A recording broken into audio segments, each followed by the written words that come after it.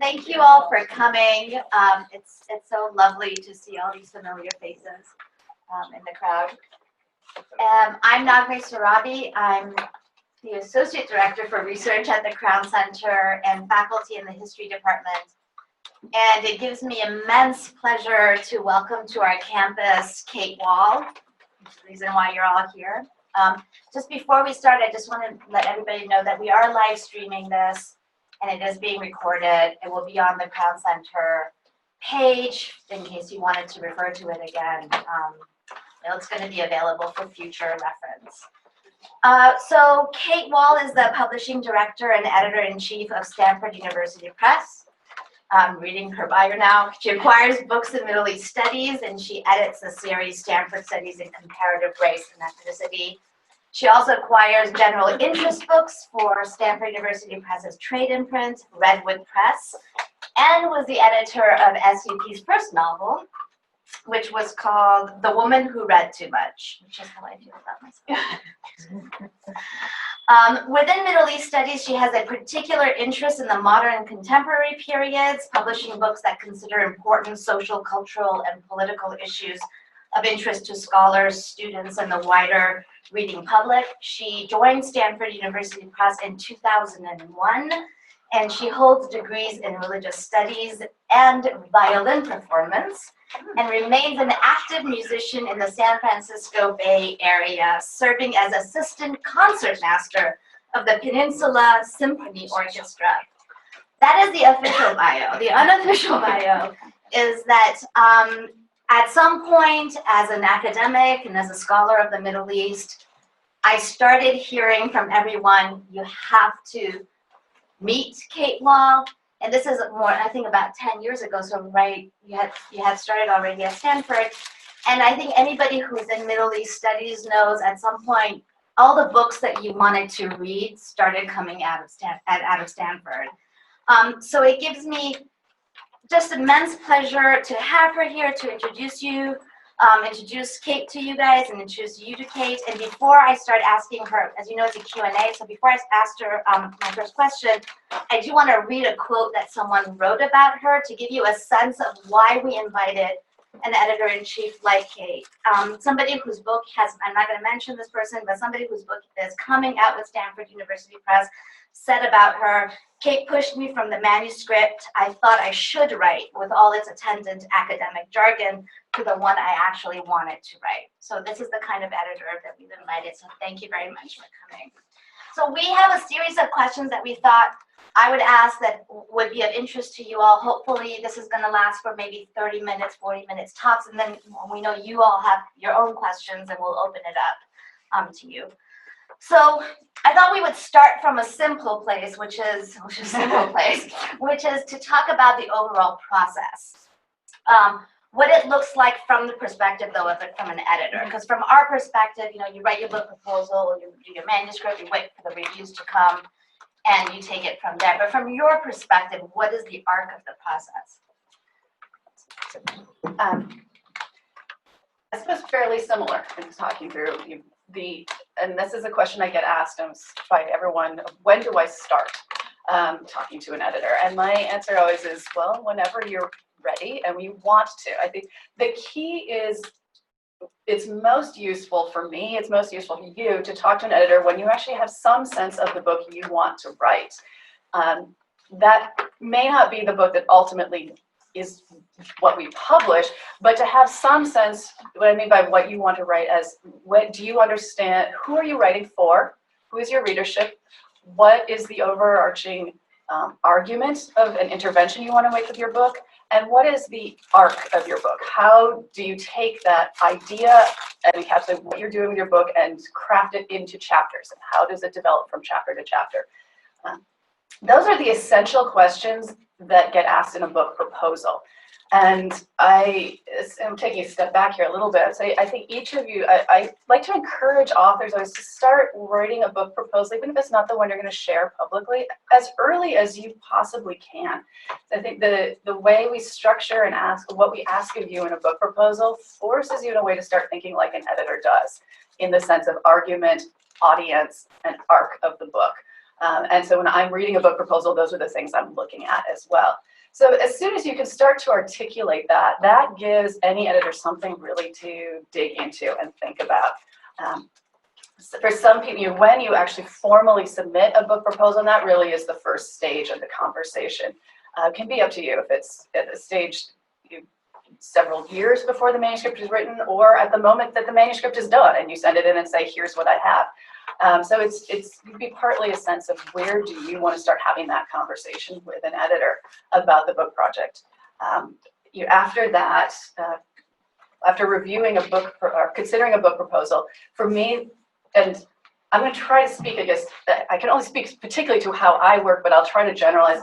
Every editor is a little different, so one overarching comment I can make is talk to as many editors as you're comfortable talking to, as you want to talk to, as you're interested in. Each of us do things a little bit differently and have little different interests, but we're all here to help and answer questions, and particularly the first book, navigate through the process. For me, my first formal engagement probably with a project is at that proposal stage. And I'll read through the proposal, consider what I think of the project, as well as the sign interests and priorities I have for the list.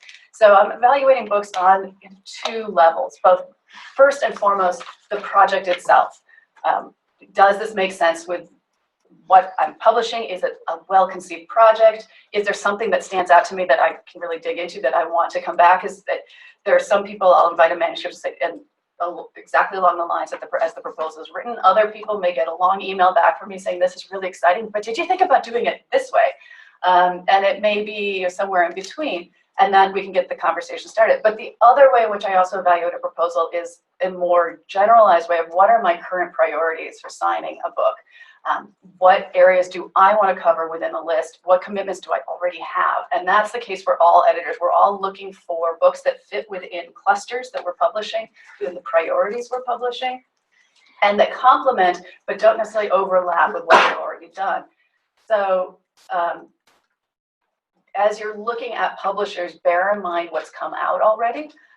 That can both signal, and this is where I think it does tend to get opaque for authors, and I don't have a good answer for you yet. It can signal where we have our interests and simultaneously where we might be overpublished. So there's that. That's where the conversation is. But as I look at proposals, inviting a manuscript for me, and I think most publishers, that's probably the biggest point of consideration in declining a project. But in inviting proposals, invite the ones that I really want to engage with, that I think are a good fit. As the next stages then would be working with people either looking at developing chapters, possibly waiting until you have a full manuscript, and then doing the formal review process of sending out to peer readers the full manuscript. Sometimes it's the proposal we'll send out. More often, especially with first books, it's going to be a full manuscript we send out to peer reviewers. Contracts with university presses are always based on peer review. So whatever stage we've done that formal external review, then we'll get the positive reviews, we get into contracting and discuss then all the next stages of the production, the development process, revisions, submission for production, and everything there. Great. So, I mean, I think let's take that as the basis and then kind of take the different elements apart. And let's start with the book proposal. So I hear what you're saying, but I think you know this because you work with academics.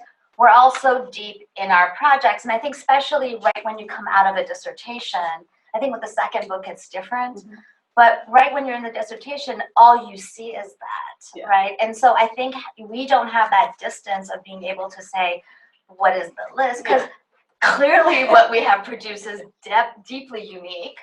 And so I'm trying to think about, if you could talk a bit about, from your perspective and your experience, how we can get, what does a good book proposal look like beyond the elements that you just mentioned, consider, especially if we're thinking about from the people who had just finished a dissertation and moving on to book proposal. But first, to the extent that you have, for first book and a finished dissertation, to the extent that you have the luxury of time, which I know is rare for everyone, use it. Take a step back, separate yourself from the dissertation.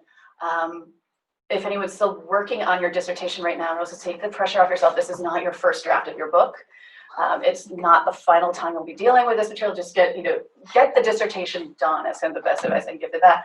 And then the book becomes something else. So if you can take that distance, I think it does get easier to see, rather than having to suddenly change gears and reconceive of something that's already written into a book project.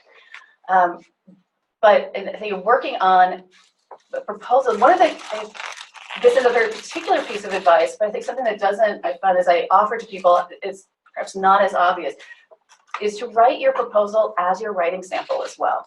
For me, I'll say for me, when I'm reviewing proposals, this is perhaps a secret I should not be revealing. No one's watching. Yeah, no one's watching, no one's listening. I don't spend, or frequently, I may not read the sample chapter before making a decision. I read the proposal. And I tell people openly, actually, that I don't need a sample chapter submitted. And if you look at the Stanford website, it'll say it is optional. I find a sample chapter useful once I have a sense of the project, but I'm going to make a decision and have kind of a reaction to the proposal itself, because the proposal is what outlines the book as a whole. So if you can start to draft, and this is why I say it's nice to start working on a proposal early, even if you're not going to share it publicly, to get your voice down, figure out what that language is. If you're writing for a very specialized small market that expects a certain language and verbiage and jargon, absolutely use that in your proposal. If you're submitting a proposal that says this is going to be read by the wide reading public, but you're using scholarly shorthand and jargon in it, those things, there's a clash that immediately jumps out to any editor in that sense. So if your book is driven by narrative, use that narrative, use a vignette to open up your proposal. Have this be an example. I think it's also just good practice because it does get you out of that mindset that you have, whether it's a first or fourth book, the way you do your research is probably very different than the way you're actually going to craft the book.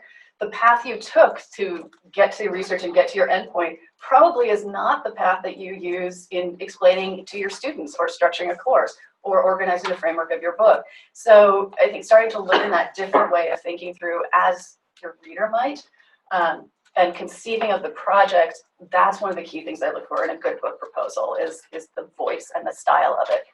Beyond that, I think that I'm not as particular about the structure of a book proposal, the contents of it. There are key things that need to be included, but I think much like every book is going to have its own slight variations on typical structures and scheme that best fit the material, a book proposal needs to do that as well. So it does need to have an overarching statement about the interventions of the book and the ambitions of the book.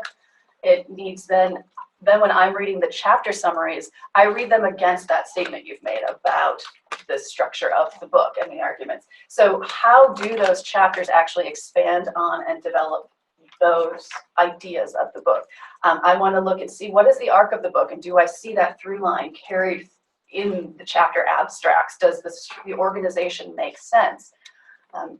Looking at the proposal always asks for a sense of the market and your readership, and that's where it's useful for me to see who are you writing for? Is the language and style, the structure, and the ideas and the ambitions of the book appropriate to that? And do we think it's going to be of interest to that readership? Could it be broader? Could it be narrower? And do I see it's not always that the editor's critiquing, but we may see more opportunity than you're giving yourself credit for. And it goes both ways of saying, well, no, really it's more narrow or it's actually more ambitious. Have you thought about expanding your framework? The proposal will also ask you to articulate where you fit within the literature of who else has written similar books. How do you see your book different from what intervention is making in addition or beyond that? And that gives you a sense as well, I think as you were talking, to get a sense of what is original and important, what's already been done. Just pulling that section together for yourself gives you a sense of who are the people publishing. Do you keep seeing that same list of books coming through, same publishers? It might also open up other publishers you hadn't considered because there's one, you actually realize they have a cluster of books that you hadn't, until you see it all pulled together, didn't realize that they had that thread in their own list. So those are the aspects of a book proposal, I think that's the way I read a book proposal and approach it in considering projects.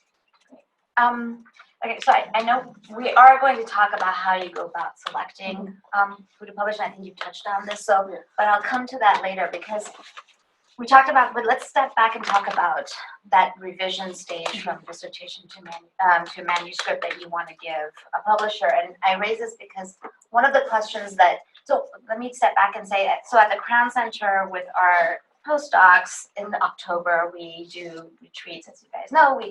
Retreat makes it sound like we relax and have fun. Retreat to a day and a half of reading and workshopping papers, and it is fun. But so the following questions are questions that keep coming up, and I think they're like the seed of wisdom in my head. And so I just wanted to which one of these are false? Yeah. So the first thing is, it constantly comes up, which is about lit review. Yeah. So, and I thought of that when you said, what you put in your book proposal. As you know, every dissertation has to say, obviously it has to say how everybody's wrong, Yes. but it has to have a whole chapter on lit review. And then when it comes to then turning that dissertation into a book, you get completely different answers from people in your community. Mm-hmm. And so I'm curious to see what the perceived wisdom in your field is and how you particularly approach it. So both, if they're different from each other. And you're asking specifically for what to do with that. So when you, so I hear what you said about the book proposal, but in the book manuscript, should we just chuck it? Yes. Put it in the book proposal or keep it? I'll make it simple. You have 3 choices. Chuck it and keep it and then reconceive it in a different format. Obviously, you're not writing from, in a vacuum, and a good book is going to engage with all of that. So you've done the work, I think, in the lit review, but this is one of the key differences, I'd say, between dissertation and manuscript. The dissertation, most simplistically put, is written to prove that you've developed this expertise, that you know the field, that you can analyze. Whereas in the manuscript and in a book, it can be assumed you are an authority. Why would anyone read a book by you as an author? They're coming to you as an expert. And so one of the key, that's a shift both in content and very easily can be done in taking out certain things that are more, and by lit review, I mostly mean things that summarize the field, that are not being used in the service of advancing or making your own argument, but are really just kind of contextualizing a sense. That is the easier transition of just excising or reframing those conversations. The much more difficult conversation, and the one that are conversion between dissertation and manuscript that takes a lot more time, is a difference in attitude and confidence of the author, of actually starting to understand that difference between being the student who is now you've written the dissertation and proven that expertise, and now being the authority on that subject. And that comes through in language and in framing of the book. And so that's one of the key, and I think that is most obvious in how you manage literature review, engagement with other scholars, engagement with their work, the framing of your material, especially the introduction of a book, but it does feed through the entire manuscript. And this is not unique just to this sense of authority and confidence and voice is for all books, the authors to figure out in all book manuscripts. So I think with the literature and the content, the shift that needs to be made is always to be using this material in the service of building and developing your argument and making sure it's framed around your work that's first and foremost, and not just to be there to amplify or add to, but that your voice and your argument should be first and foremost as you're developing a manuscript, and using the literature, the theorizing, whatever material it is, it needs to be to develop the original ideas of the book. To that point, the other shift, I think, is not just in critique or because it hasn't been done before. I think there's nothing particularly compelling about everyone should read this book because it doesn't exist yet. I mean, there are a lot of things that don't exist and haven't been written, and they're pretty boring. So there has to be a reason, and I find that going back to proposals as well. The key thing that I'll write into margins as I'm reading through, if someone say, this archive hasn't been used before, this idea hasn't been developed, I'll say, but why? Why do I care? Always push yourself to that next. And I think that's what also another key shift between the dissertation and the book is we need to have a larger rationale justification. And I think sometimes there's too much humility, or just it hasn't quite gelled yet for authors as well to ask that question and really be able to articulate a more compelling, overarching, big reason why the work is going to be so important and essential to readers. But then, I'm going off script here, but I feel like that just sets up a problematic contradiction in what academia thinks is important and what academic publishing thinks is important. And you can see how the weirdness happens because academia cannot live without the academic publishing. You can't if you don't have a book, whatever. But yet at the same time, so when you were saying, for example, as an historian, you were saying, explain why this archive has not been used. I know that when grad students are writing papers, that they have gone to an archive that nobody has is a value in and of itself. So are you basically saying what constitutes a value in the dissertation does not necessarily translate into the same set of values when it comes to the publishing? Potentially, I think the wrinkle there is audience and readership for the book. If we're going to take this particular example, I think of the value of using an archive that no one has used before.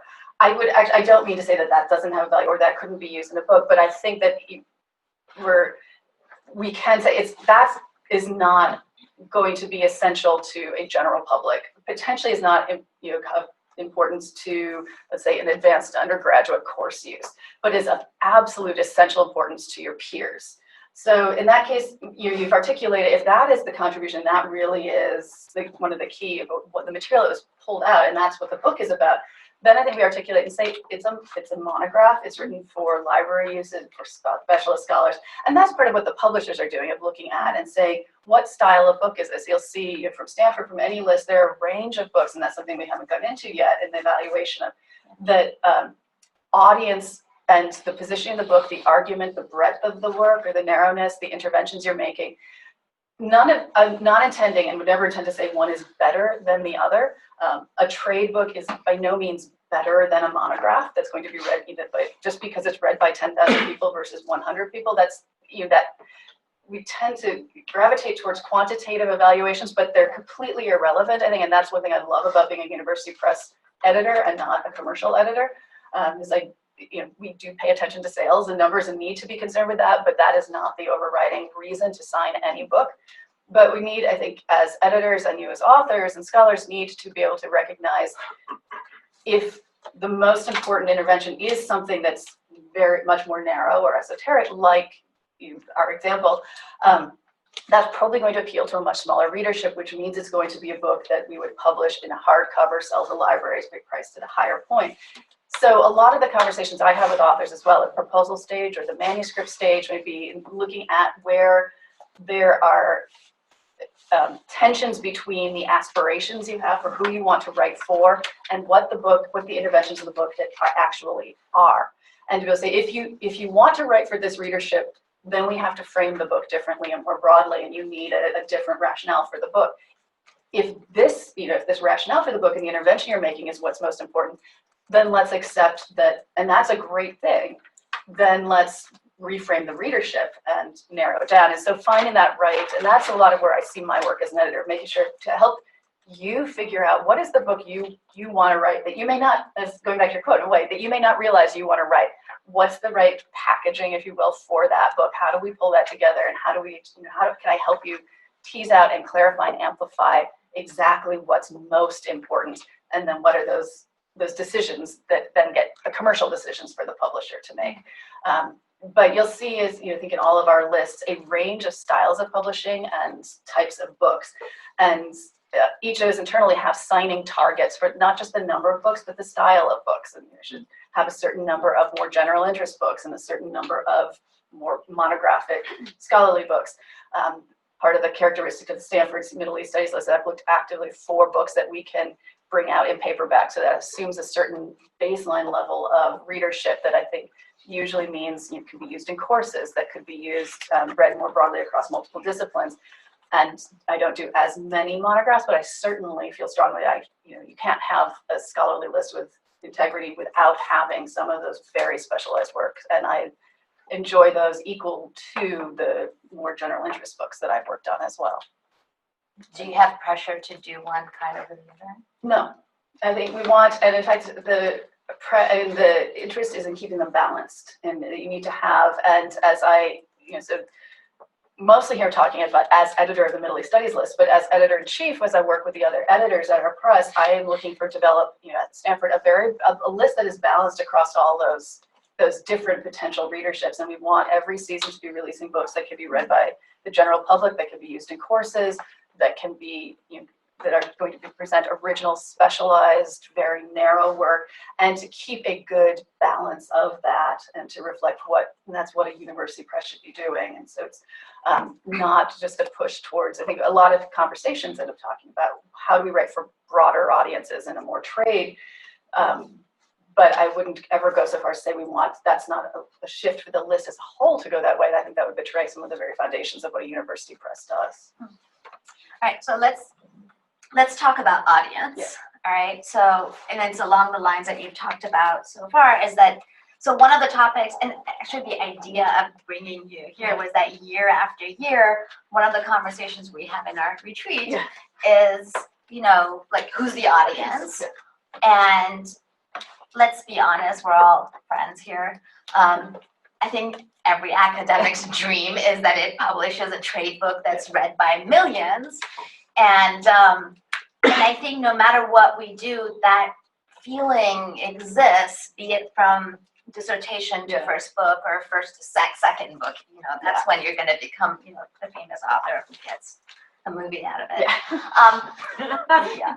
So this brings up the whole question of what we tend to call in our thing the general educated readership versus the academic readership versus the readership that's going to make you millions, right? So I haven't formulated it exactly in this question, but I want to kind of just put it in front of you and ask you to talk about how you, from the editing perspective, take into consideration, let's say, these three types of readership, which obviously intersect, but they're different from each other.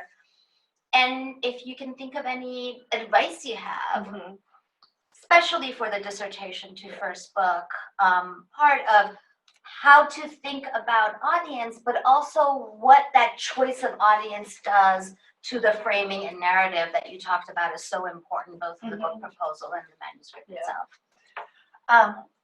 Well, first I would say, not that your book couldn't sell, but nothing sells millions anymore, sadly. But the goal of having something widely read is not, I think that's something I try to dissuade people of, because, or at least to be aware of what you sacrifice in that. And I think as academics, you end up having to sacrifice more than you might.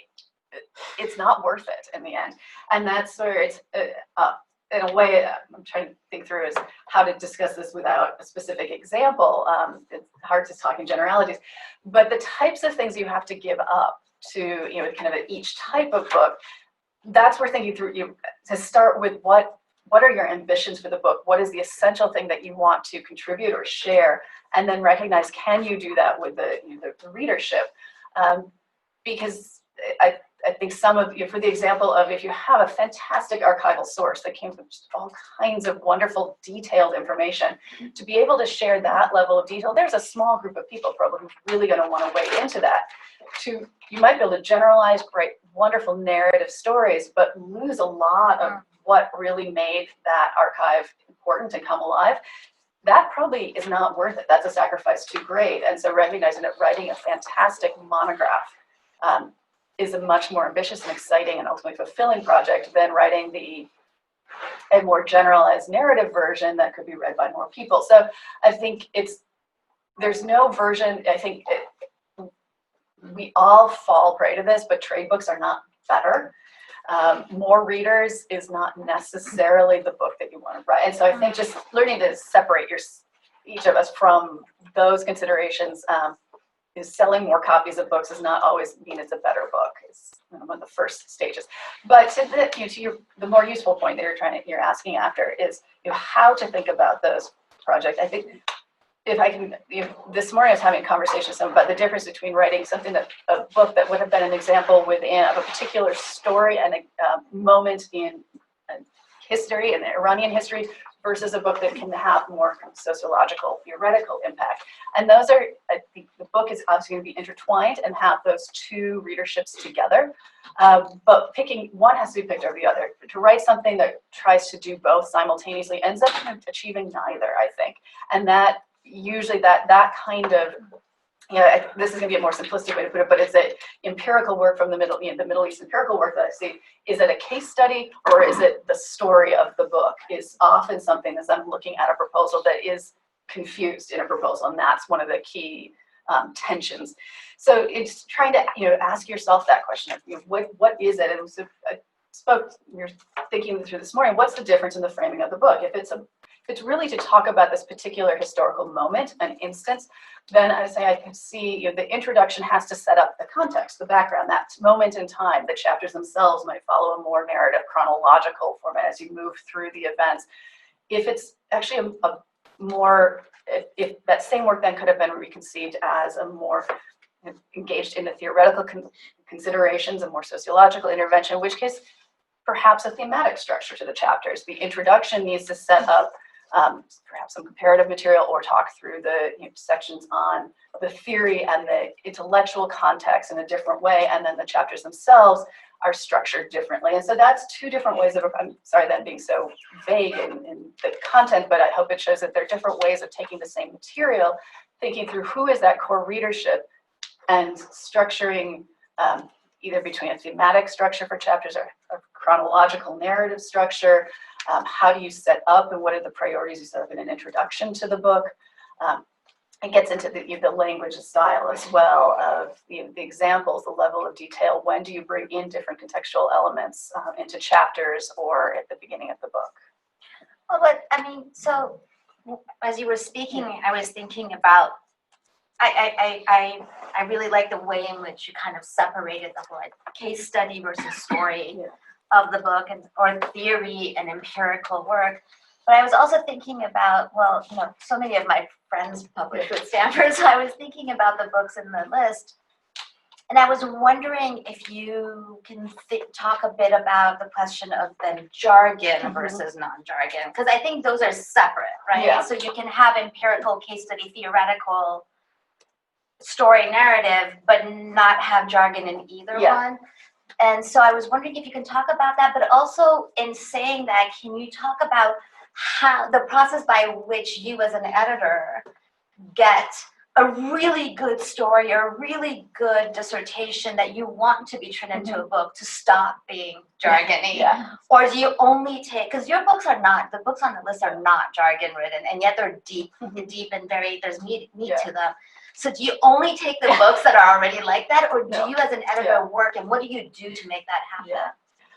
And obviously, I think it's probably clear that the simplistic kind of schematic I laid out is overly simplified, and obviously all books intertwine all of these things, and that's kind of the art and struggle of the book writing process. I'm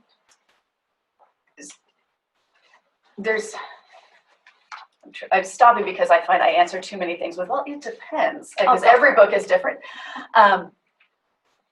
I act, as I said, so in structuring our list, because I'm trying to look at those types of books that we bring out in paperback that can be read, yes, I do preference and privilege or work with authors to develop a project that doesn't get burdened by jargon.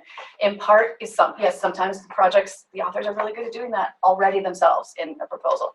More often than not, and especially for first books, it means reading through, and I'll read through parts of manuscripts, I might do it at the proposal stage, more frequently in the manuscript stage, of just highlighting and saying, unpack this. This is the context, and try to provide examples so that authors can then extrapolate across the entire manuscript. And it's an iterative process of looking through development of chapters.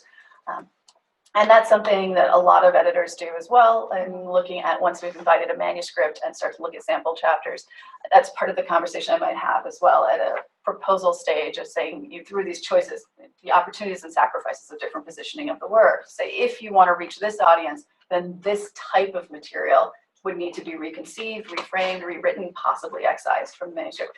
But as it's written now, you could reach this type of readership. And so being able to highlight what the different trade-offs are and really start to take a moment. The other thing, just as a general advice I give people, think about how you present your material to your students, especially at an undergraduate level. Chances are, I have to assume you don't stand and lecture using a lot of jargon to your students and just have say, good luck, try to figure out what I'm saying here and unpack, but you actually underestimate us. but actually, so I think in taking that, if you're teaching on the subject, that can be useful. Start to think, how have you framed the arc of your course over over an entire semester? What do you provide in the first week? What do you wait for the last week? That can start to reflect in a way. Or think through, to your point, where do your students struggle? What don't they understand in someone else's writing? What don't they understand in your lectures? That can start to highlight your own idiosyncrasies in your writing, or where you assume, and I find that the longer I've been working in this list, I'm losing that distance to, and I'll gloss over things thinking, of course, I understand this, where I had some naive distance much longer ago between thinking, I don't know what this means exactly. And so you get there, also read other work. Read work within your own field, in not just when you have a moment, not just to gain the argument and the material from it, but as a kind of a meta level of writing exercise for yourself. What do you love about someone else's writing? What draws you into a book? What do you hate? What drives you crazy in the structure of a book, so that you can start to understand how do the different pieces go together and what do you respond to. Every person's a little different.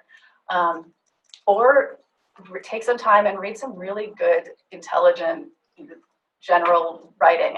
Sometimes the New Yorker is a good place to go to, just to get something short that's written and crafted. Pick a topic you know nothing about. How did this person draw you into the story? How did they explain concepts you don't know about? At what point did different details get integrated? And figure out what works for you and kind of learn. I think the best writers are really avid readers too. And so start to just have that sense, if you haven't done that already, to have that sense in your head of what do you respond to and how can you integrate that, and start to edit your writing as you try to read on those different registers as well, not just as the author writing it, but read it as an editor or as your ultimate reader. And that will start to highlight some of those points too. I think that as you have, I've known some people have done quite well with having have some students read through a chapter and just say, highlight what you don't understand here. And that starts to show different quirks in your writing and characteristics, and you can learn from that and then start to identify it on your own too. That I think has been useful for people. I have more questions, but I'm gonna be democratic for once. So it's scary. So that was really terrific talk. I mean, very helpful. You mentioned at the beginning that you have in your own mind a sort of, priority of areas that you think are not adequately studied or which would be interesting either to academia or to a broader audience. Tell us what your sort of secret list is of areas that you would love to see some manuscripts come in that you're not seeing. I don't know if I can do that exactly. So in part, I'm going to sidestep that question a little. So part of what I as I'm reading proposal, you start to see new topics, or think, I haven't seen this before, or it piggybacks off something else is new. I also spend, for us, the editors, we spend as much time going, in the same way that we tell you as authors, evaluate and start studying who are the people publishing ideas. We go out and talk to all of you as well. What are the new areas? What are what graduate students working on now, to have a sense? So to get a sense of where the field is moving. I would say, even as I'm looking at, are there new priorities? For me, it's, I'm probably doing it in the inverse of saying I've already published, and if I can go back and see, I've done this many books and I feel like there's nothing quite as, it's just a new twist on it, but nothing as substantially new to say, that's usually where I feel I'm overcommitted in an area. Lists tend to evolve more organically and slowly, or at least that's how I look at it as well. And so one area starts to morph into another, and each opens up a new line of conversation, rather than taking kind of jagged jumps and saying, now I'm going to start publishing in literature, or now I'm going to suddenly do, like the chronological focus of our list is such that I started, when I started the program in 2004, really wanted to keep it a little more coherent and looking at, and felt that there weren't as many people publishing on modern and contemporary period. There was a lot on earlier periods. So it was very strict, and even if I saw a great project, if it was before the 19th century, didn't touch it, and only slowly over the last decade have been moving chronologically backwards. So that's that type of shift is how I usually think through and approach it, rather than just saying, I see this topic is out there, I'm going to jump into it, or I want to find something on a topic. Thank you. Yeah. Okay. Abby. Thank you. So you're right there in Silicon Valley, and I am just really curious because, of course, we talk about, oh, look at the digital turn. I can do these maps, and I show my students the maps. Now they get it because they see these new visuals, but they're in color, and I shouldn't have color in my small monograph for the 100 people. And so I'm really kind of curious about how you see from your perspective people who have been doing new things with digital means, but the publishing aspect seems to be somewhat confused because we still are between the pages of the book. Yeah. And that kind of outside potential, like, yeah, sure, have a website, or wait, we would host your website, or the university will host your website, knowing that there's always a kind of peripatetic quality to academia. How do you see it changing, and how do you, as a reader, perceive people who have done some kind of digital scholarship? Yeah. So we have a program that Stanford, I'm not as directly involved, but we've received a grant from the Mellon Foundation for a number of years that's specifically for digital publishing.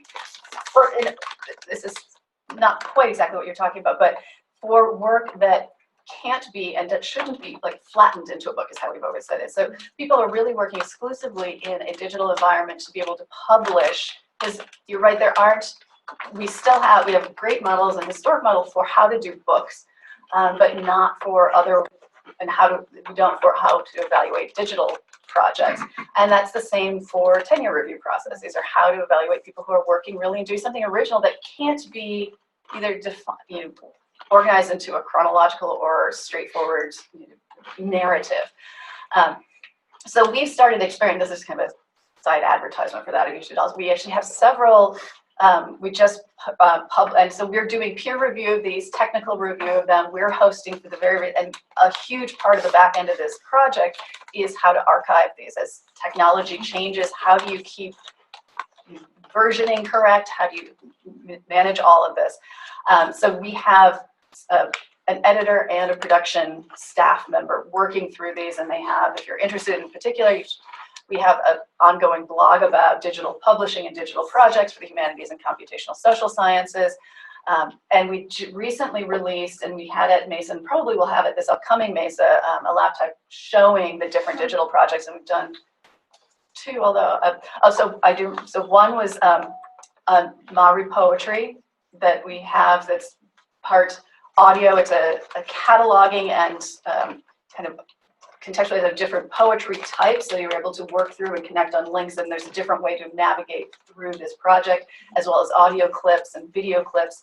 Another is on revolutionary Egypt and filmmaking, and again, it kind of forms this network analysis. So neither of these can be read linearly. They are kind of more of a database organization, if you will. So those projects have all been peer reviewed and put through a production process and released by us.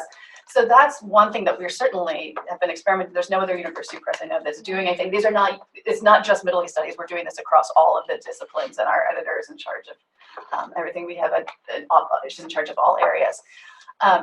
So those are available. The one key concern we have, and that there's no commercial model to that, and there's no way to put money on that. We could put it behind a paywall, but that's difficult as well.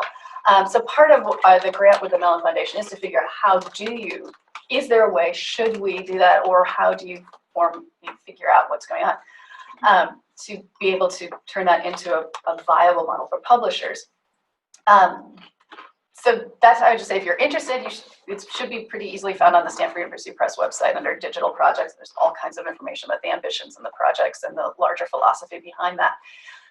But that's allowed us also some ways to talk through, how do you deal with authors who might have a huge data set, who might have something that can be an ancillary that's to the side of a book project. You're right, there's no useful way. I think we're really open to experimentation. A lot of publishers are. To the extent that we can host something, we agree that, because that keeps it in place longer.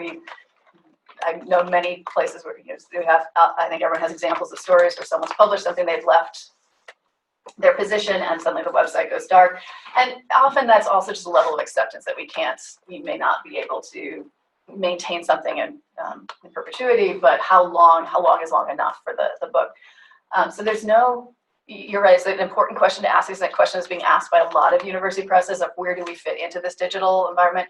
I think it's also helped us articulate that the book is not obsolete and going away, but that there are more opportunities. We need to create opportunities digitally for material that should be shared digitally and not force that into a print book, but also not force print books into a digital environment. I think just putting monographs online is, for search purposes, may be useful, but that doesn't solve. I mean, there's still a reason people like to read books, you know, and all the arguments for why print is, you can retain information better that way. So I think a lot of our conversations in-house at Stanford are about what's the right medium for the content, what's the right medium for the readership, and how can we actually expand the ways we're publishing rather than forcing everyone into one particular type of publishing.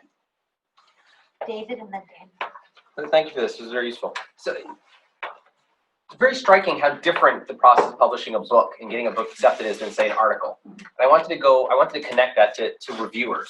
I think we have a lot of ideas about how book editors select reviewers. I wonder if you could say something about that. If it varies based on the ambitions of the project, the more generalized versus specialized, and then how do they matter? We know how they matter for articles, but do they matter for you in terms of accepting a book or not accepting it? Just checking the cogency of the argument, whether or not it actually meets the ambitions. And then for those of us who are reviewers for books, what's most useful from us when we write reviews for you? I end up playing all roles and writing these like 12-page single-space takedowns. Yeah. And I never quite know what's most useful for book editors. Yeah. Yeah. The peer review process is a fraught one. And I mean, I want to find people who will be constructively critical, I mean, to put it most basically. And you're right in asking, for different types of books, I would want to find different readers. And at most basic, I try to do everything possible with 2 readers. Sometimes we'll bring in 3.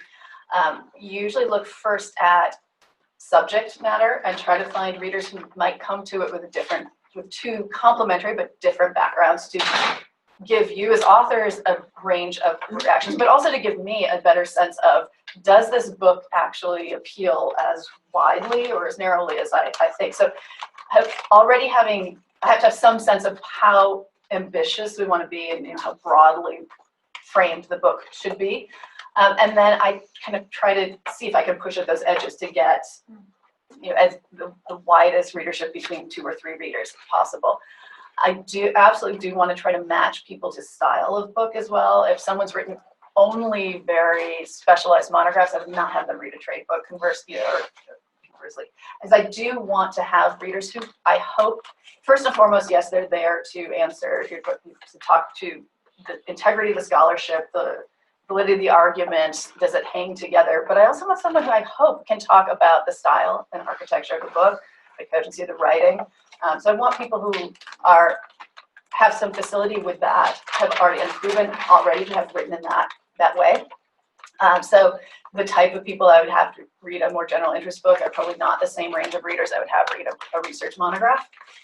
And then I give everyone, then there's obviously the unknown who has the time and is willing to do it. So we'll have a range of potential readers. Usually when I approach readers, I'll have the different categories and say, I hope to have one from group A and one from group B, and can work through it that way to get complementary readerships and find people who can do it in the amount of time. I really like to have my manuscripts reviewed in about 2 months and not have it extend too much longer than that.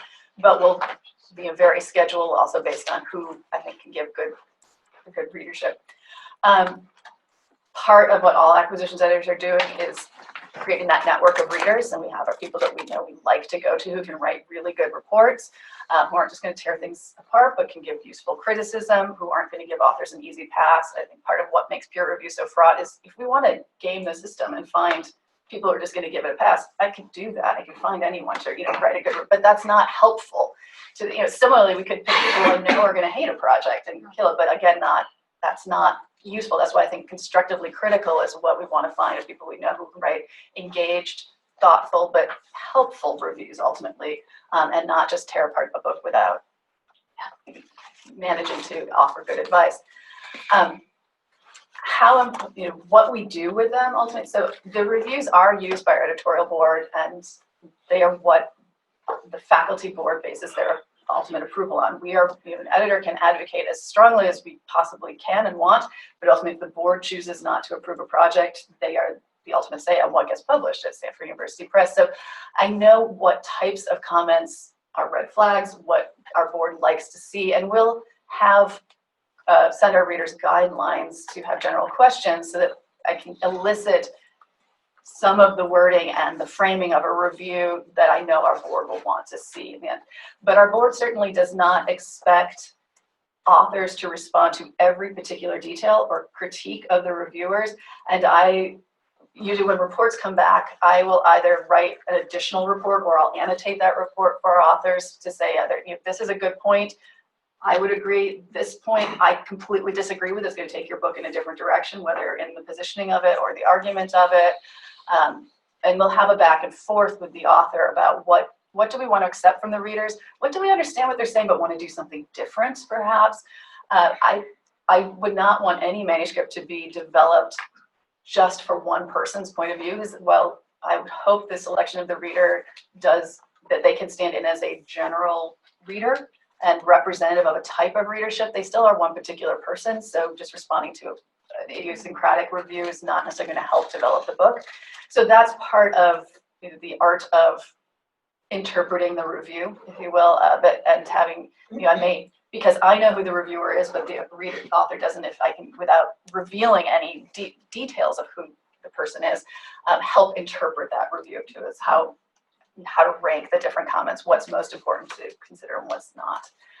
In selecting the readers, I have a group of people I always like to go to in expanding our own, my author pool as well as reader pool. I always ask authors who they might want me to consider, not necessarily as the exclusive group I will consider, but it helps me, it gives me just a different way as well to understand who is it that you're talking to, how are you seeing your readership and positioning of your book based on who you're recommending as readers.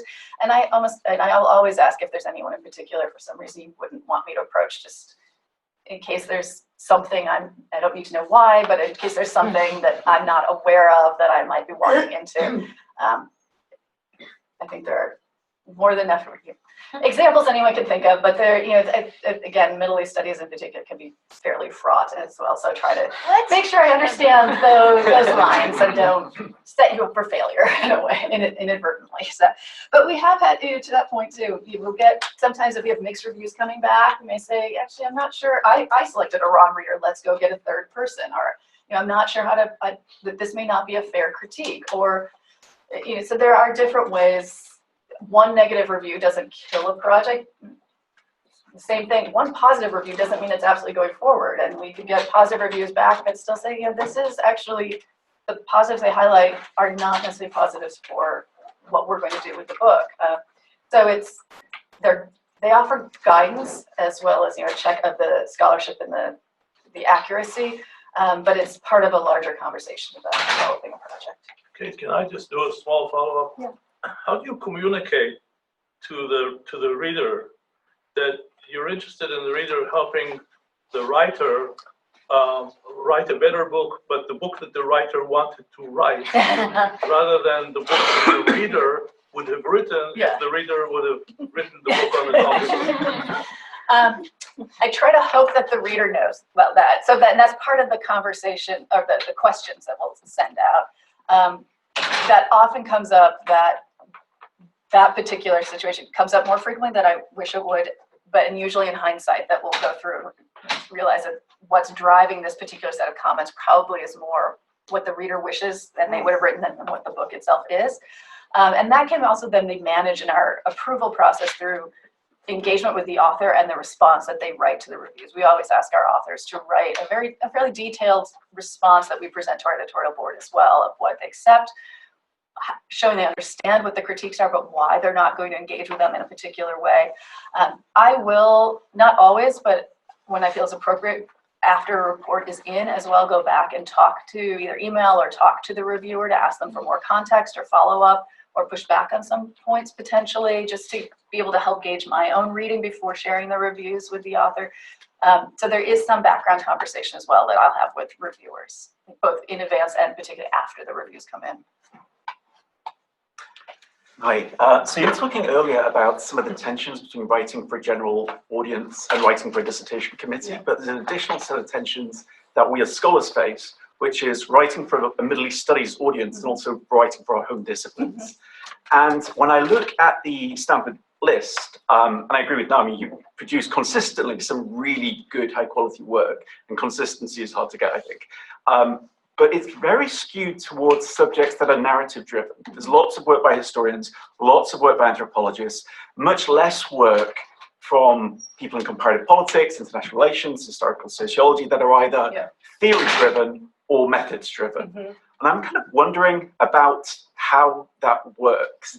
Is it because you are trying to write to, I guess, everyone likes reading history. Whereas political science is a higher kind of border costs, you have to do much more work to actually know what political scientists are talking about. And also there's a higher tolerance for what you're calling jargon. I'm not keen on the word jargon.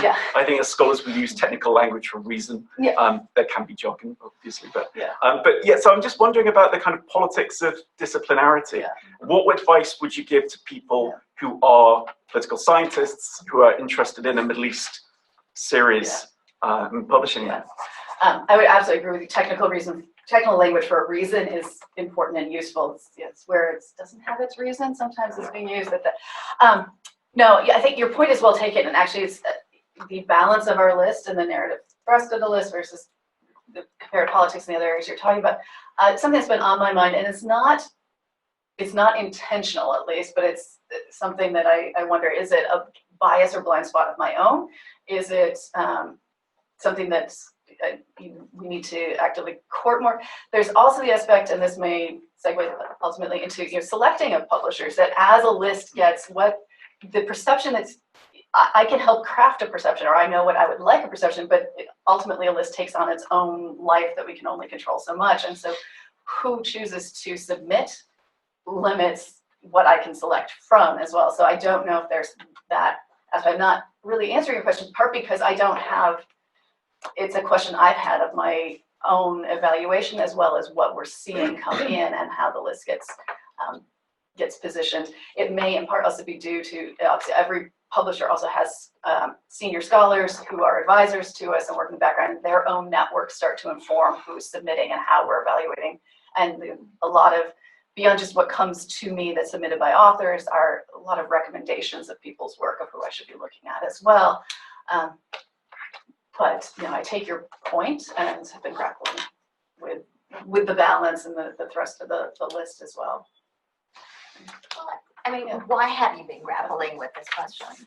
And Because, what does it mean for you to grapple with it? I think because it clearly is a line of researchers and scholars and work being done in Middle East studies that is important and prominent.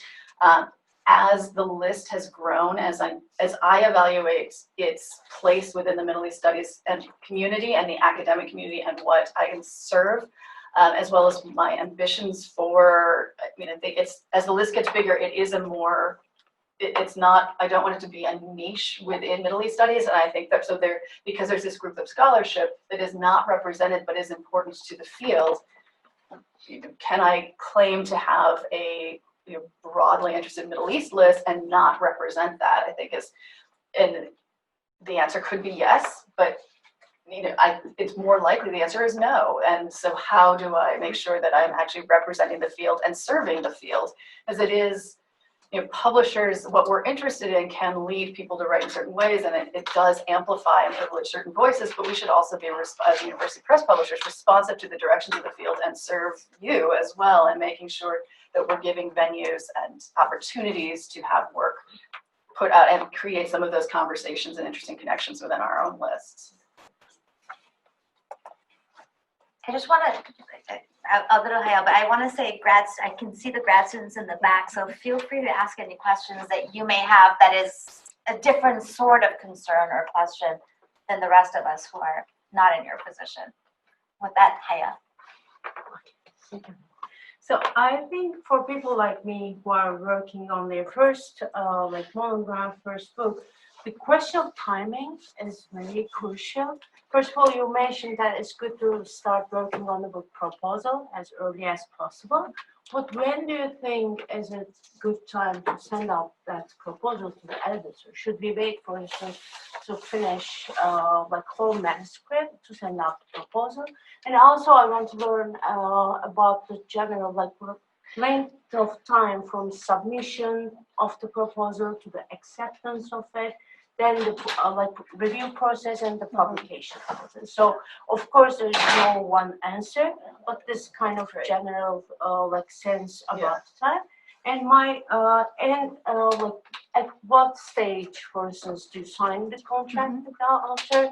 Are you doing like pre-contract, which I heard people are using more frequently recently before because of like commit tenure review process or other things?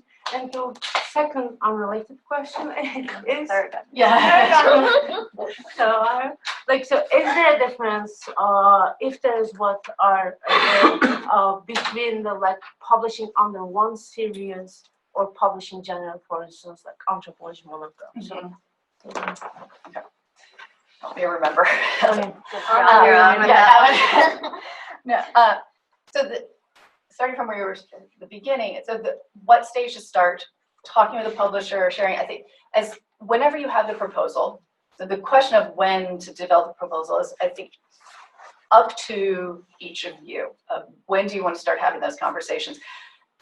If I would want to see, any editor wants to see something specific about the book project. It can't be too amorphous. So there's just nothing, and it doesn't do you any service to send in an undeveloped proposal and have it declined at that stage.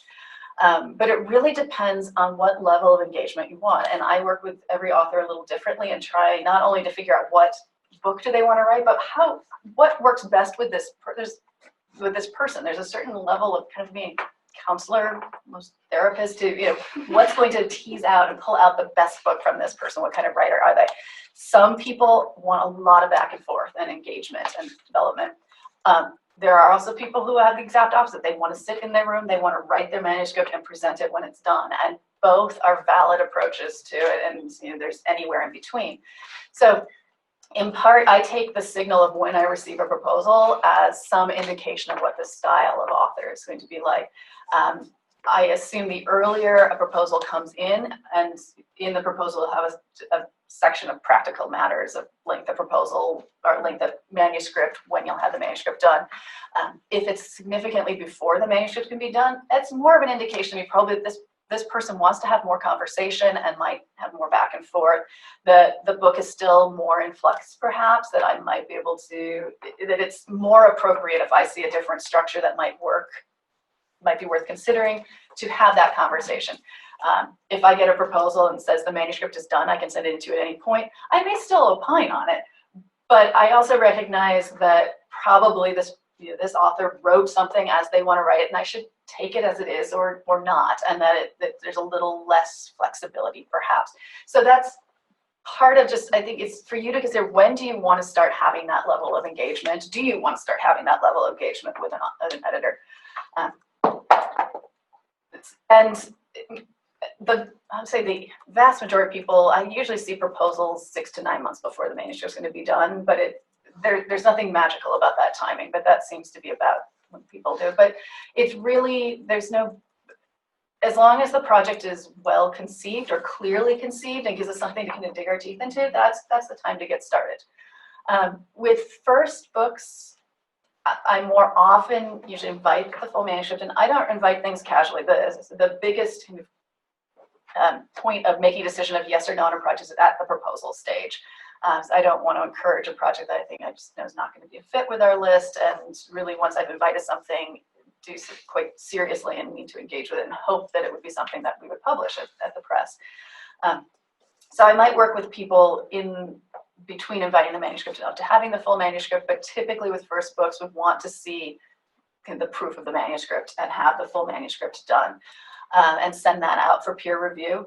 The peer review process is probably, as I was saying, I aim for 2 to 3 months usually.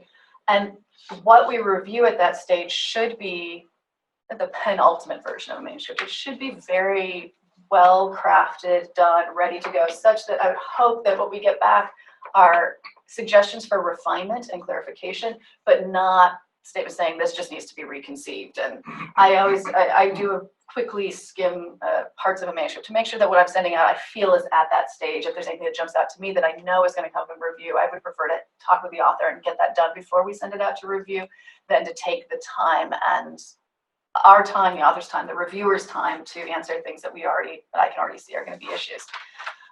So because of that, in most cases, if the manuscript's going to go forward with the positive reviews, we would do the contracting at that stage, get the contract signed, and work with the author to talk through what's the final schedule for revision and submitting a manuscript into production.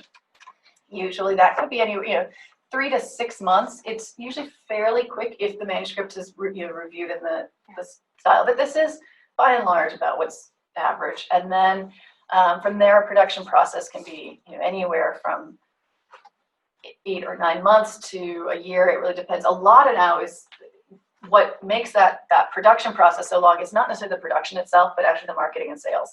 Marketing and sales information, setting out metadata, getting things fed into Amazon, starting to work with our sales reps, has longer and longer lead times, counterintuitively now. Production could happen quite quickly if we wanted, but we actually need to start planning marketing and sales much earlier. So that's part of what takes, when you say, why does it take so, that 10 to 12 months is not production related.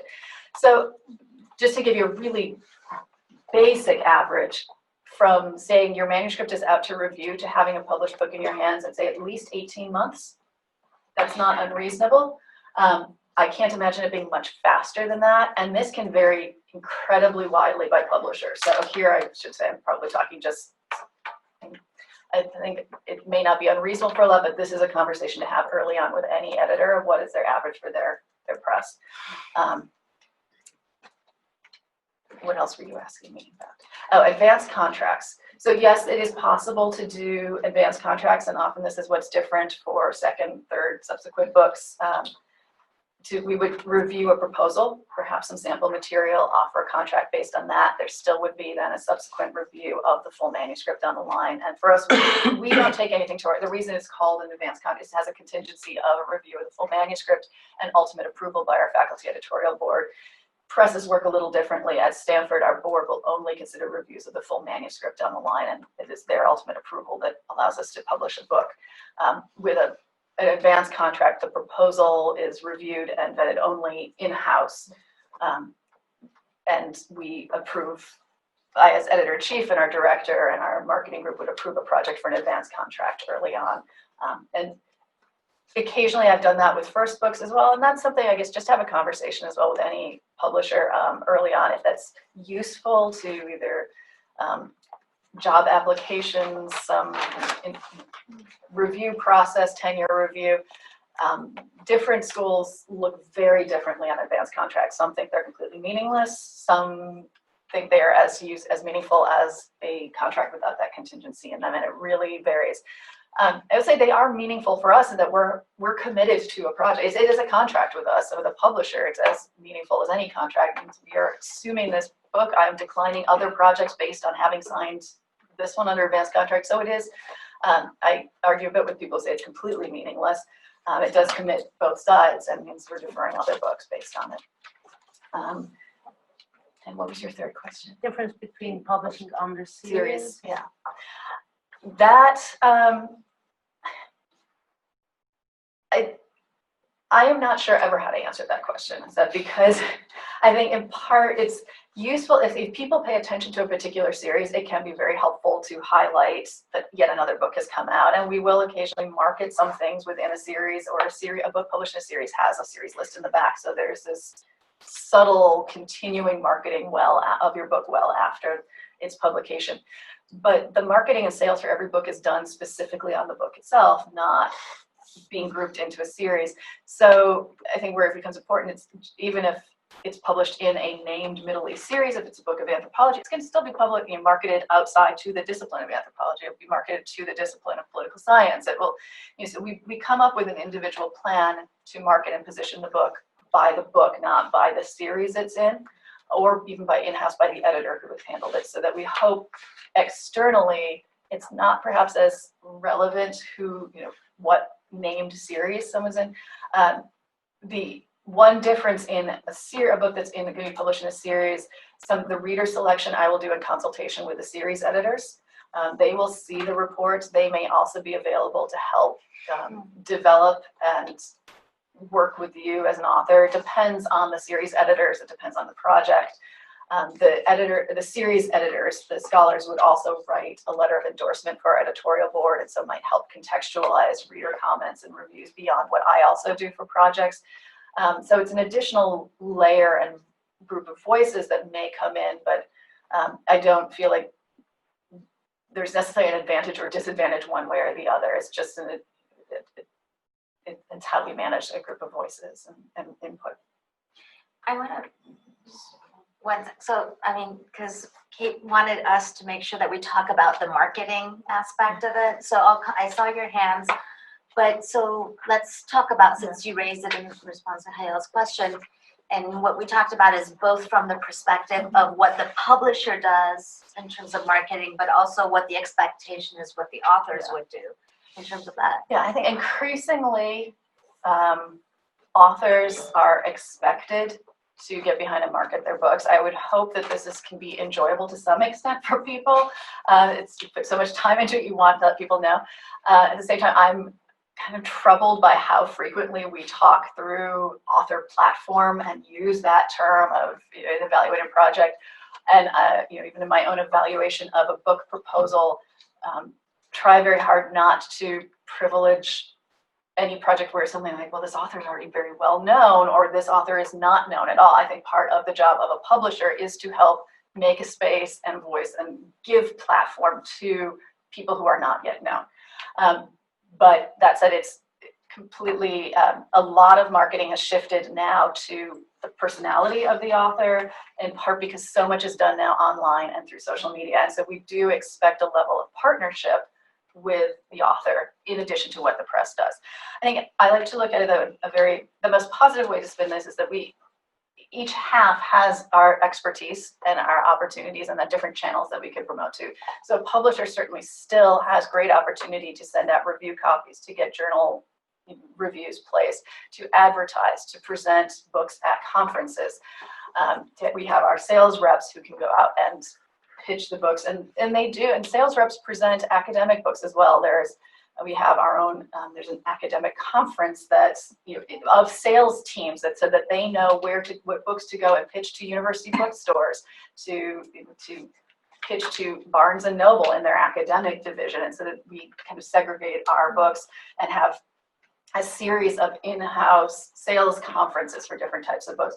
So there's a lot that the publishers do that's still in the very formal structure of marketing, but there's a lot that authors do as well through either your social media, through presentation at conferences, through doing talks after the book is out and going to campuses to present your work, just sharing information on listservs you're on and thinking through it. I try to talk to every author to say, think through what your level of comfort is, push yourself ever so slightly farther. For each person, it's a little bit different, but start thinking through. It's also important to start thinking through early on, and even in the proposal of who are you, why are you the expert to write this book, and what networks are you already connected with? Academic networks, networks beyond the academy that you might use, or and work that you're already doing in your daily professional activities that you can use to help amplify your book publication.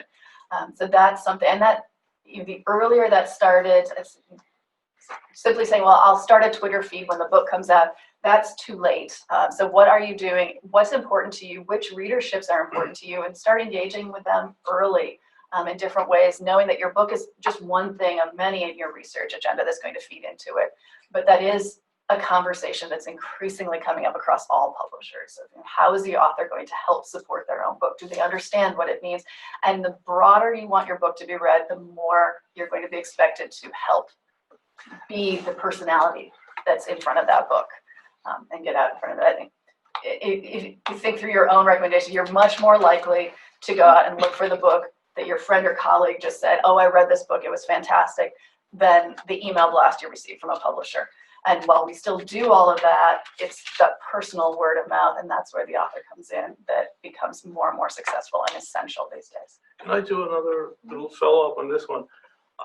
I think there's a frustration from the other side, which is to say that, at least from my experience with, say, at least 2 different university presses and even a non-press, is that in the process of working on the book and getting to the book's publication, we work very, very closely with the press, with the editors and so on and so forth. And then it seems that, that when it comes to the marketing, it's as if, from the point of view from the press, it seems as if they kind of forgot. And I think that in this transition between working with the editor, with people like you, and the marketing section, it's from the outside, it almost seems like there is a communication problem between the editor that worked with us on the book. This is now transitioned to marketing, and they haven't been, they weren't purview to the year-long discussion, so they don't have a feel, the kind of feel that the editor has, which I find then affects the marketing. And I don't see in these 20 years or 30 years that there's been really a material change here, that we still have this kind of feeling that there is a little firewall here or divorce between the first stage and the second stage. It's as if almost the press seems to have disappeared. I actually thought in the cases of the 2 university presses that I've been working with, that they actually keep secrets much better than Washington, D.C. That's unfortunate. But also, I think it speaks to, there's always I think obviously every publisher is different. Those may be unique and specific examples, though I'm not surprised necessarily to hear that. It speaks to also an in-house tension always between acquisitions and the editors and market, because we do have very personal relationships on the acquisition side and the editorial side, and would hope that marketing would develop personal relationships, but there's also just a different structure to how they run their groups. It's something that we at Stanford are talking about, how do we feel very strong and pride ourselves on the kind of personal relationships and interactions in the editorial process and in our production process, and want to make sure that that carries on into the marketing group, and how can we do that and how do we manage that.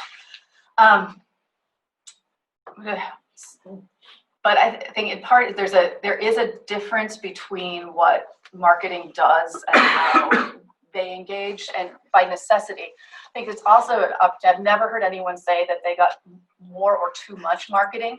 I also never heard any editor say a book got enough or too much. I said that it's an easy, not to dismiss your critique, but it's often I ask people to take a step back, because it's an easy one to critique, and I think that that's the difficulty every marketer faces, that there's always more they could do and critique that comes at them.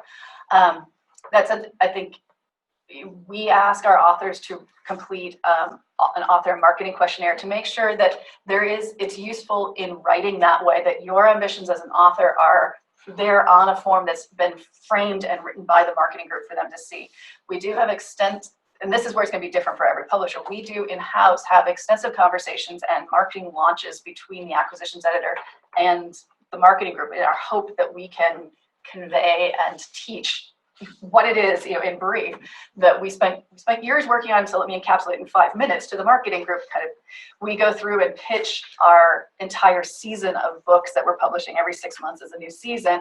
And so just a few weeks ago at Stanford, had an all-day meeting where we, as editors, pitched our list and our priorities and organize and contextualize each of these books to the marketing group. In part, I think it's going to be a matter of making sure to know what those opportunities are, that there are editors who remain your key contact. Contact them as your book is being marketed if you feel you're not being heard, but also know what are the opportunities. You have the marketing questionnaires that are getting written up. When you hear from someone in marketing, especially at the press, very early, as soon as the manuscript's in production, our marketing manager reaches out to say, welcome, we're really looking forward to working with you. Here are various ways you can approach the marketing. Here's what we're going to be doing over the next 6 to 9 months as your book is coming out. Here's how we organize marketing and our contact information to be in touch. Often the marketing manager may be working in things that are not as personalized or personal, so they may not, that may be part of the disconnect of where it feels at arm's reach, because this is the person who's considering what ads to place, what conferences to go to. The person who is much more, I think, individually engaged is the publicist, if there is a publicist that comes. So getting to have conversations and communications, asking to have a Skype call early on so that you can establish your own rapport with a publicist may be very important, especially for a more general interest book again as well, where a publicist can be much more engaged in that. So, and that's also something I think, say, talk to, as you're even selecting a publisher, talk to the acquisitions editor about what's the philosophy of marketing? How do you work with marketing? Will I get to talk to the marketing manager? Or are they kept at a distance from me so that I can't talk to them? What level of influence might an author have or not? And that's a very valid point of conversation to be having early on, and particularly as the manuscript's going into production, to say what's next and how do I engage with the marketing group? All right, so Mariam and Yasin, why don't we take both your questions and then we'll have a grand finale. I have a short practical question actually. How far in advance do we have to contact publishers to meet with them at a big conference such as ASA or LISA? And then what kind of material is more productive to include in that, first email approaching? And again, for the same occasion, is there a difference, and what do you recommend between approaching publishers individually or through the institution or dissertation chair, advisor, etc.? Can I? Wait, you want to do it? Yeah, I can answer that one pretty quick. I would say, so MESA is always in November. I set my schedule probably about a month before, but I'd say at least probably about 2 months, 4 to 6 weeks before. Usually the way again, this is going to be individual each editor, but the way I approach it, if you've contacted me earlier, then I've started my schedule. I just keep the emails in a folder and then go through them chronologically when I get to scheduling.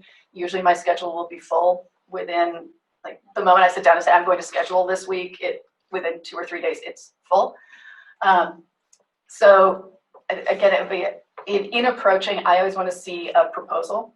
If you're not yet at a stage, for me, if an author's not yet at a stage of having an actual book project to talk about, I usually would defer a meeting and say, let's just talk after the conference. I'll always hold separate drop-in hours. I think a lot of editors will do that just to stop by. So if you're not yet at a stage to have a formal conversation, stop by the booths and talk to people, look at the books, try to just, it can be just as important just to have a 30-second, couple minutes, quick conversation, and then say truly quick, is still very meaningful. But if you have a full proposal that I could read through, then, and it seems a fit with our list, then I would schedule that meeting. But definitely, I'd say if it's even a month before the conference, it might be too late. So 6 to 8 weeks would be my suggestion for, I think, any of the major meetings, and that's probably the case for all the editors. And contact directly or have your dissertation advisor Contact directly, I think.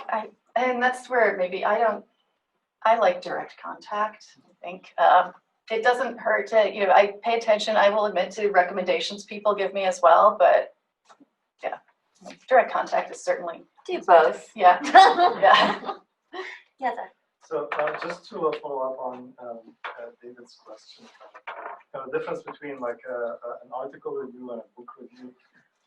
So as someone who wrote an article and then sat on it for 7 years before sending it to a journal, it needs work, and then I got minor comments, and then it was immediately published. Just kind of getting to know when is a good time to send the proposal. I mean, just thinking about also what you said about this, it's being a conversation with the author. Is this the kind of book that you're gonna write or not? Yeah. What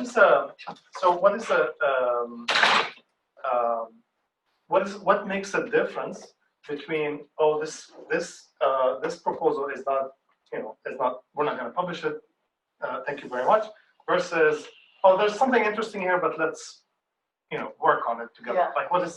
What's the difference between these two sort of responses? I wish I had a really like specific thing or like gut instinct. I think that's part of it. It's partly, and that's, keep in mind, it can't get around the fact we're people on the other end, and so partly the editors I try not to be too biased or driven by own personal interest, but there is this sense of, you know, what captures my interest in that moment on a variety of levels. It's not just, you know, this is personally interesting to me, but I can see, you know, how this fits in with the academic conversations and what's essential to the field. But there is a sense, as I talk to more and more artists, that you start reading something, you just get like, I know the feeling. I'll read something like, this is exciting. I want to work on this versus something else. And to that point, I try not to read proposals on a day when I recognize that I'm a little bit grumpy and I just don't like anything. And so, you know, or when I started the day thinking there are too many books in the world. That's not a day to go those projects. But that's, I don't have a good answer beyond, yeah. Yeah, there's something intangible that just really excites you. Well, I'm sure this was fantastic and it was fascinating. I And offer one quick Yeah. comment to the grad students in the back row, that one very practical piece of advice that I want everyone to pay attention. Do not use a good title on your dissertation. You cannot use it on your first book. Give your dissertation the worst, most boring, dull title that you will never ever want to use. Because if you waste it on the dissertation, by and large, we tell everyone you can't use the same title between the two. that was fantastic. I wish Yeah. I knew that. I wish I knew. Yeah, and most people, like, I end up telling them, and they're like, oh, no one told me. So this is my mission now, to get out to as many people who don't do it. That's Yeah. so yeah, I was gonna, and I'm now just like, wow, that was really good. No, I was just gonna end by saying thank you so much for validating all the time I spend on Facebook, because I'm marketing. Yes. But I am. That's right. A book that's not done. Well, I'm building up. Ah. Yes. Before I ask you to join me to take Kate, I just want to let you know that the Crown Center has 2 more events coming up in 2 weeks back to back. On March 20th, we have Professor Roham Al-Bandi all the way from LSE in London via Columbia to talk about Mohammad Reza Shah and human rights. It's a fantastic project that he has. He's going to talk about that, and that's Wednesday from 12:15 to 1:45 in this room. And then the day after, on Thursday, we have Bob Einhorn, who worked on the 2015 Iran nuclear deal and the negotiations that led up to it. And that's going to be in Rappaport from 4 to 6. And on that note, please join me to thank Kate for this wonderful, wonderful presentation.